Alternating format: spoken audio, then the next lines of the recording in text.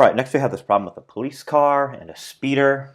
And what we're going to do is set up two equations and two unknowns to actually solve this problem. So this actually ends up being a problem that has two different variables. So we have the speeder, and let's set up an equation for the speeder. So the speeder equation, S is 44 times t. And then for the police car, which I'll write in a different color, so S for the police car is accelerating from rest, so it's going to be 2.2 times t squared divided by 2. That's 1/2 at squared, which is 1.1 t squared.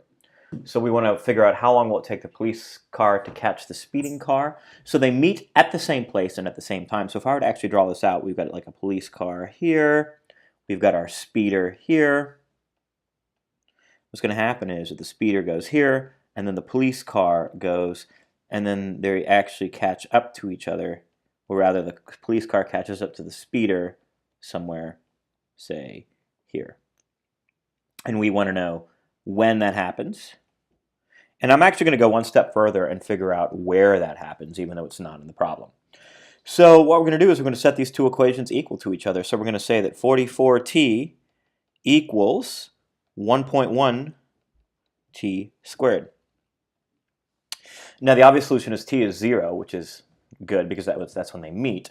And then when we actually isolate here, what we're going to end up getting is we can cancel one of the t's and get 44 equals 1.1 t. And so t is going to end up being my brain just can't do math right now. 40. Yep. T is going to end up being 40 seconds. Now let's figure out where they meet. So where they meet is going to be 44 times 40, which is going to end up being 1,760 meters. But since this is 2 sig figs, we need to round this to 1,800 meters.